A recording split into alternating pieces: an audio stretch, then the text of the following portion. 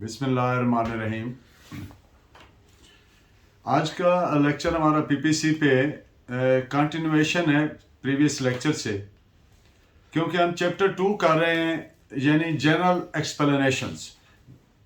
इससे पहले कि मैं लेक्चर पे आगे बात करूं, एक चीज़ मैं रिपीट कर देता हूं कि जो चैप्टर 2 है, ये जनरल एक्सप्लेनेशंस जो हैं, these are very important to understand because these are the key to whole of the PPC। पूरे PPC को इन्हीं एक्सप्लेनेशंस, इन्हीं टर्म्स, फ्रेजेस एंड वर्ड्स और टर्मिनोलॉजी के साथ समझना है। ये तमाम सेक्शंस के साथ रिपीट नहीं होती, ये एक चैप्टर में प्रोवाइड कर दी गई हैं और यही अप्लाई करेंगी everywhere in whole of the PPC। तो first of all, in today's lecture we will discuss the word public provided in section 12 of the PPC. Public means any class of public or any community. Black Law Dictionary में it has been provided as, defined as, the whole body public or the aggregate of the citizens of a state, or the aggregate of citizens of state, nation or municipality, the inhabitants of a state, country or community in one sense, everybody and accordingly the body of the people at large, the community at large, without reference to the geographical limits. This definition is very comprehensive one provided by the Black Law Dictionary. In determining the existence of public right within the meaning of section 133 CRPC, आप जानते हैं public nuisance वगैरह जिसमें deal करते हैं 132, 133 CRPC, तो उसमें the number of persons claiming the right, criteria क्या होगा कि कैसे हम एसरटेन करेंगे कि ये वर्ड पब्लिक की डेफिनेशन में आ रहे हैं या नहीं आ रहे। तो क्राइटेरिया यह है, whether the right is vested one which is being claimed by the people of that locality and a large number of persons as to make them unascertainable, इतने लोग जो ascertain नहीं किए जा सकते, and to make them a community or a class. This is reported as AIR 1939, Patna, page 460. अब public nuisance की definition में आने के लिए, for the purposes of section 91 CPC, even if apprehended wrong is likely to affect only residents of the locality.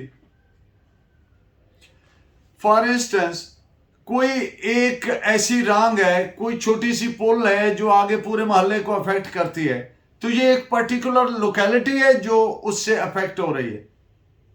अब वो छोटी सी bridge या पुली जो है वो टूट जाती है, तो सारी वो एक मखसूस लोकेलिटी अफेक्ट होगी। तो वो जो लोकेलिटी है for the purposes of public nuisance comes within the definition of public. So this is reported as PLD 1986, Lahore, page 327. Section 13, 15 and 16 have been repealed. And section 14, servants of the state. Servants of the state. The word servants of the state denote all the officers and servants. Continued, employed or appointed by the authority of central government or by any of the provincial government. तो वो क्या होंगे? Servants of the state.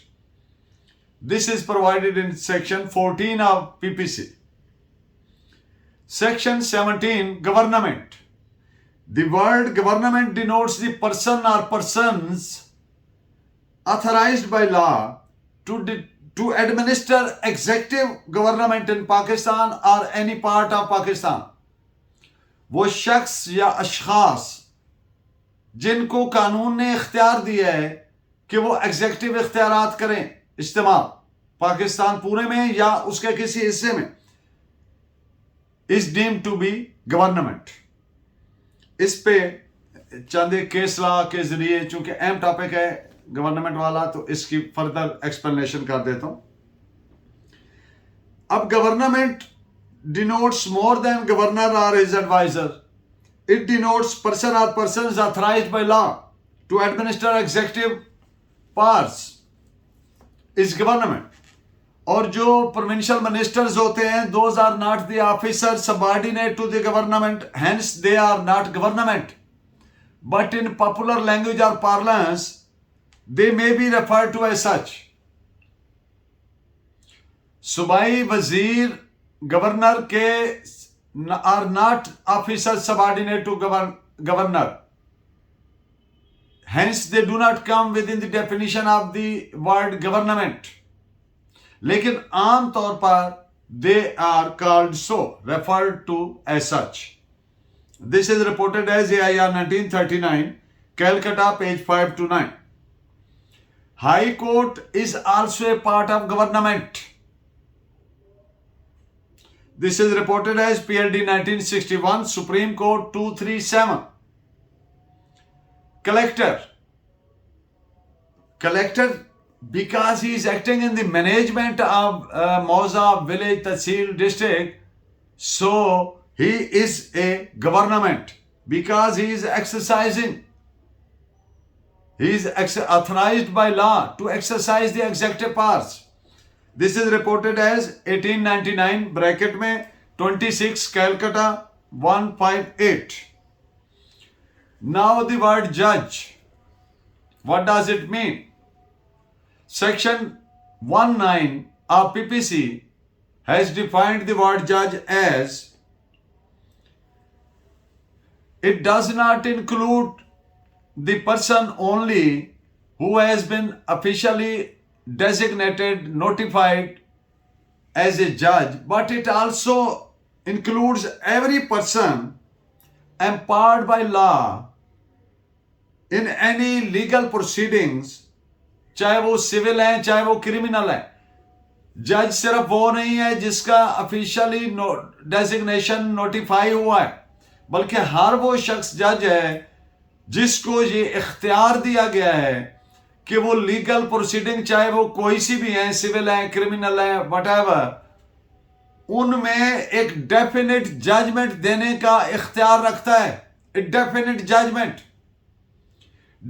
Judgement होती है विच is conclusive, और अगर उस judgement के खिलाफ अपील प्रोवाइडेड है तो वो अपील अफर्म होती है, तो दैट बिकम्स ए डेफिनेट, और अगर अपील नहीं हो तो फिर भी वो डेफिनेट होगी।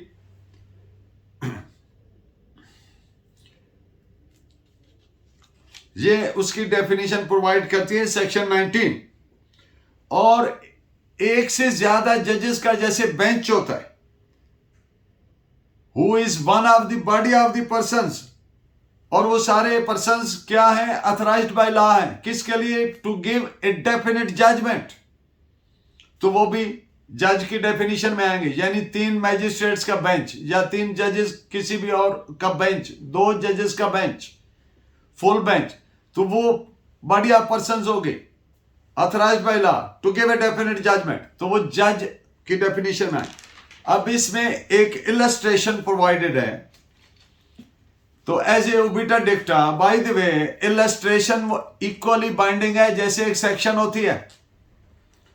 तो इलस्ट्रेशन क्या है कि एक मैजिस्ट्रेट जो criminal case charges before him, यानी फौजदारी केस उसके पास है जिसमें वो सजा या जुर्माना का दे सकता है, तो वो जज है, comes within the definition of जज। अब इस पे चंद एक केस लॉज, ताकि हर इसकी जहत जो है, हर शक्ल इसकी क्लियर हो जाए। अब जो कानूनी शहादत ऑर्डिनेंस है, पुराना एविडेंस एक्ट था, उसका आर्टिकल 2 और सेक्शन 2 ऑफ द CRPC, वो कोर्ट और जुडिशियल प्रोसीडिंग को इस तरह से डिफाइन करते हैं। कौन कौन? आर्टिकल 2 केओएसओ एंड सेक्शन 2 सीआरपीसी। किस तरह डिफाइन करते हैं?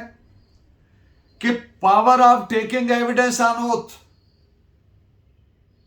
कि वो कोर्ट है, कोर्ट कौन सी है और जुडिशियल प्रोसीडिंग कौन सी है, जहां पे जिसको इख्तियार है टू टेक एविडेंस, शहादत रिकॉर्ड करने का इख्तियार है ऑन ओथ। लेकिन ये जो एक्सप्रेशन है आर्टिकल 2 केओएसओ और सेक्शन 2 सीआरपीसी का, इसका it is not in consonance with the sense provided in section 19 of PPC। ये टेस्ट जो है वो इस सेक्शन में एक ही टेस्ट है कि डेफिनेट जजमेंट देने का इख्तियार है, कंक्लूसिव जजमेंट देने का इख्तियार है। और इसका इस पॉइंट पे आप इंडियन सुप्रीम कोर्ट का एक फैसला नोट करें, AIR 1954 सुप्रीम कोर्ट 375। अब ये जो डिफरेंस आ रहा है, आपने देखा सेक्शन 19 में पीपीसी में, और उधर दो हैं केओएसओ का आर्टिकल 2 और सेक्शन 2 ऑफ द सीआरपीसी। तो इसका एक पर्पस है, मकसद है। वो मकसद क्या है? वो सेक्शन 197 सीआरपीसी में प्रोवाइडेड है। Remember 197 is meant for prosecution of जजेस एंड पब्लिक सर्वेंट्स। तो उसकी डेफिनेशन में लाने के लिए हर वो आदमी जो लीगल प्रोसीडिंग में एक डेफिनेट जजमेंट दे सकता है वो जज है। तो ये जो मैंने बात की कि प्रोसिक्यूशन ऑफ जजेस, और इसका मकसद ये है, इस पे आप केस लॉ नोट कीजिए, AIR 1956 मद्रास पेज 612। जज एंड कोर्ट की जो डेफिनेशन है वो सेक्शन 20 में पीपीसी में प्रोवाइडेड है। वो क्या है? That the pronouncement of a definite judgment is a sine qua non of a court. Sine qua non नागजीर है, उसके बगैर वो जज नहीं है। डेफिनेट जजमेंट देना, डेफिनेट कौन सी होती है? At the cost of repetition, which is conclusive. तो अगर ये इख्तियार नहीं है तो जज नहीं है, यानी it is a sine qua non, नागजीर है। This is reported as AIR 1956 supreme court 66। Section 20 PPC के मुताबिक ए जज may not be a court of justice. Section 20 requires judicial proceedings, और लीगल प्रोसीडिंग और judicial proceedings are not necessarily to be taken as equivalent. वो अलग अलग हैं। इस पे आप केस लॉ नोट फरमाइए, AIR 1956 सुप्रीम कोर्ट पेज 153। अब रेवेन्यू ऑफिसर जो है वो सैंक्शन करता है म्यूटेशन, यानी इंतकाल वगैरह पास करता है, तो क्या वो जज की डेफिनेशन में आता है? द आंसर इज नो, क्योंकि उसमें डेफिनेट जजमेंट जो कंक्लूसिव है वो नहीं आ रही। तो this is reported as 1989-96 PUN-LR page 279। Arbitrator, क्या ये जज की डेफिनेशन में आता है? The answer is no. An arbitrator is not a जज। This is reported as AIR 1940 Peshawar page 41। अगर मैजिस्ट्रेट सिर्फ एडमिनिस्ट्रेटिव नौइयत का काम करता है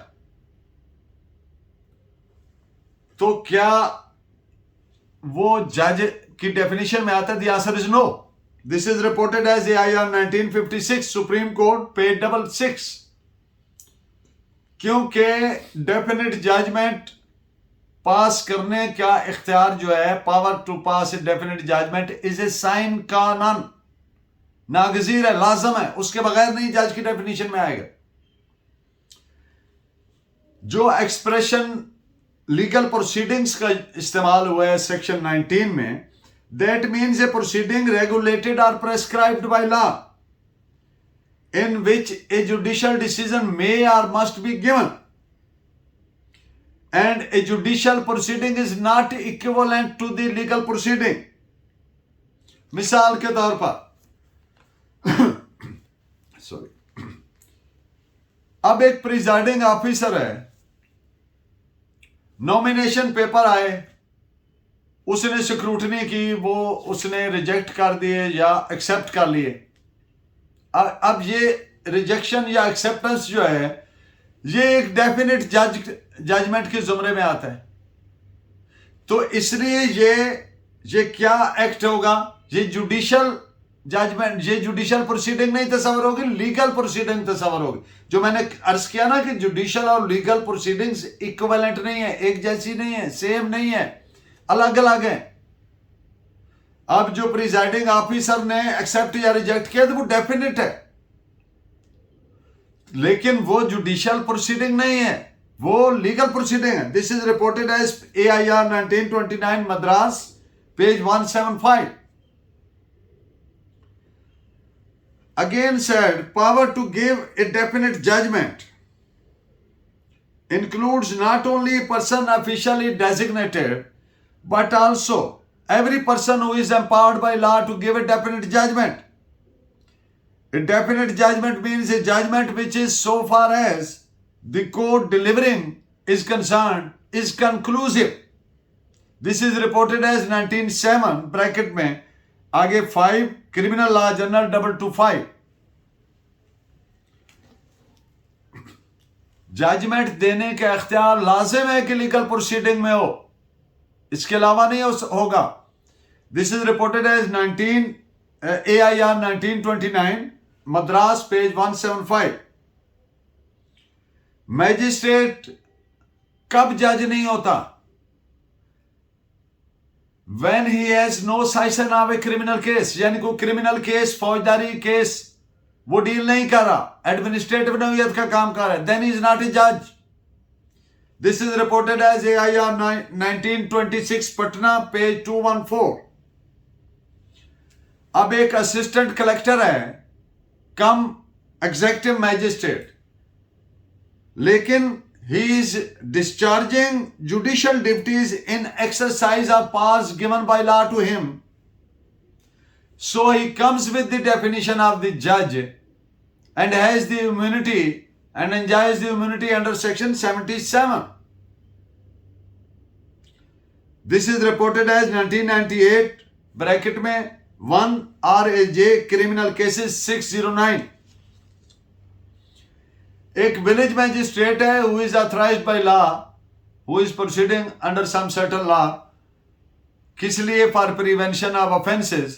तो he is not a judge, he does not come within the definition of a judge। This is reported as 1900 bracket में ILR 23 MAD Madras 540।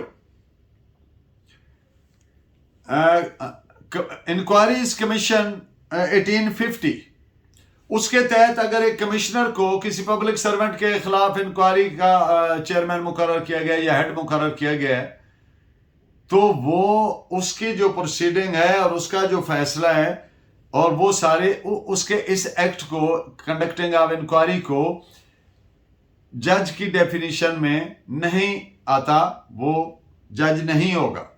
AIR 1954 supreme court 66। अब इस्तिगासा दायर हुआ, प्राइवेट कंप्लेंट दायर हुई और सेक्शन 203 CRPC के तहत वो डिसमिस हो गई, तो क्या ये जजमेंट होगी तस्वर? The answer is no, because, और ये दोबारा दायर हो सकती है against the same person regarding the same allegation, यानी it would not be, it can not be hit by the principle of double jeopardy, क्योंकि एक्विटल या कन्विक्शन तो नहीं हुआ। तो ये जो ऑर्डर है ये जजमेंट नहीं है, यानी dismissal of private complaint order is can not be term to be a judgment. This is reported as 1906 bracket आगे 3 क्रिमिनल लॉ जर्नल पेज 274। जो डिस्चार्ज ऑर्डर है under section 245 of CrPC, that also cannot be termed to be a judgment. This is reported as 19(9) bracket 9 Criminal Law Journal page 80. And in the end of the today's lecture, there is no provision in whole of the CRPC which provides कि एक बंदा कहे या एक party कहे कि जी दूसरी party अगर कसम न्याय दे दे या स्पेशल ओथ दे दे बाइबल पर, कुरान पर, तौरात पर, या जो भी उनका रेस्पेक्टिव मजहब है, तो उसको गुनाह या बेगुनाह डिक्लेयर कर दें. There is no provision in CrPC. और KOSO में आर्टिकल 163 है कि कोई फैसला कसम न्याय पे नहीं किया जा सकता. तो सीआरपीसी में कोई प्रोविजन नहीं है. अनफॉर्चुनेटली सब कॉन्टिनेंट के थानों, पुलिस को यह बात बावर कराने की जरूरत है कि कानून में इसकी कोई गुंजाइश नहीं है कि कसम न्याय, सौ कुरान या किसी भी स्पेशल ओथ पे फैसले किए जाए. ना कोर्ट में ऐसी, ना पूरी सीआरपीसी में है, ना पुलिस रूल्स में है. और कानून शहादत का आर्टिकल 163 स्पेसिफिकली बार करता है, मना करता है इससे. This is illegal practice. इस पे केस लॉ नोट फरमाइए. PLJ 1996 criminal cases Lahore page 1416. मेरी ख्वाहिश है, दुआ है कि मेरा लेक्चर आपके लिए फायदेमंद हो. Thank you very much, and I'm grateful for your valuable comments and calls. Stay blessed. Allah Negeba.